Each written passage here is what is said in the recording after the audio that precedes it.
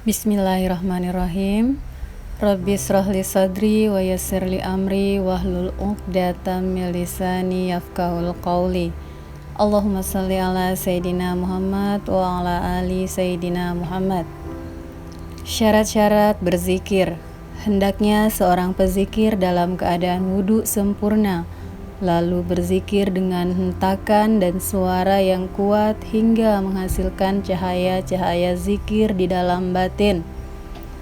Dengan cahaya ini, kalbu para pezikir menjadi hidup abadi di kehidupan ukhrawi, sebagaimana firman Allah Subhanahu wa Ta'ala, mereka tidak akan merasa mati di dalamnya kecuali mati yang pertama. Quran Surat Ad-Dukhan. Rasulullah Shallallahu Alaihi Wasallam bersabda, orang-orang beriman tidaklah mati, melainkan berpindah dari alam fana ke alam yang kekal. Sebagaimana sabda Rasulullah selanjutnya, para nabi dan wali salat di kubur mereka sebagaimana mereka salat di rumah mereka, yakni mereka bermunajat kepada Rabb mereka selamanya. Ini bukan salat yang di dalamnya ada rukun berdiri, rukuk dan sujud, tetapi salat dalam arti hamba menghaturkan munajat dan Allah menghadiahkan ma'rifat sehingga ahli ma'rifat menjadi mahramnya Allah. Sebagaimana sabda Rasulullah Sallallahu Alaihi Wasallam, orang yang salat pada hakikatnya sedang bermunajat kepada Tuhannya. Sebagaimana halnya kalbu hidup yang tidak pernah tidur, maka ia tidak pernah mati. Seperti yang disinggung Rasulullah Sallallahu Alaihi Wasallam dalam sabdanya, kedua mataku tidur tapi kalbuku tidak pernah tidur.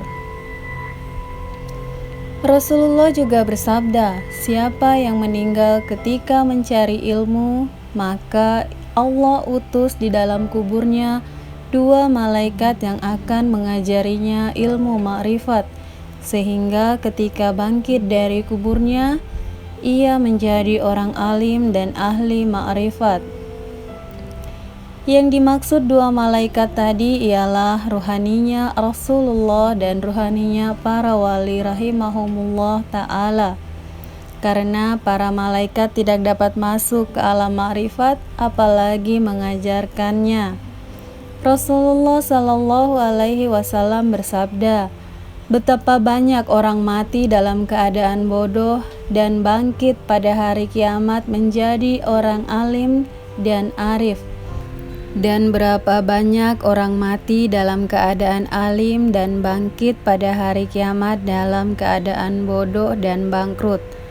Allah Subhanahu wa Ta'ala berfirman, kamu telah menghabiskan rezekimu yang baik dalam kehidupan duniawimu, dan kamu telah bersenang-senang dengannya, maka pada hari ini kamu dibalas dengan azab yang menghinakan. Quran Surat Al-Ahqaf. Rasulullah Sallallahu Alaihi Wasallam bersabda, sesungguhnya amal-amal itu bergantung pada niatnya. Beliau juga bersabda, niat orang mukmin itu lebih tulus dibanding amalnya, dan niat orang fasik itu lebih buruk dibanding amalnya. Hal itu karena niat adalah fondasi amal. Rasulullah Sallallahu Alaihi Wasallam juga bersabda, membangun kebenaran di atas kebenaran adalah benar, membangun kerusakan di atas kerusakan adalah rusak.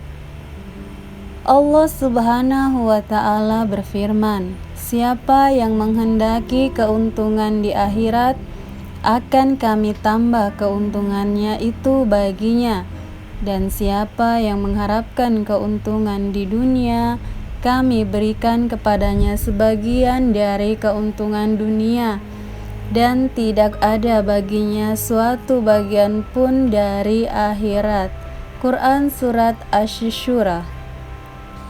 Maka seorang hamba di dunia ini wajib mencari kehidupan kalbu di alam akhirat dari mursyid ahli talqin sebelum waktunya di dunia habis. Sebagaimana sabda Rasulullah sallallahu alaihi wasallam, siapa yang mencari dunia dengan amalan akhirat, maka dia tidak mendapat bagian apa-apa di akhirat. Dunia ini adalah ladang untuk akhirat. Siapa yang tidak menanam di dunia, dia tidak akan memetik apa-apa di akhirat kelak.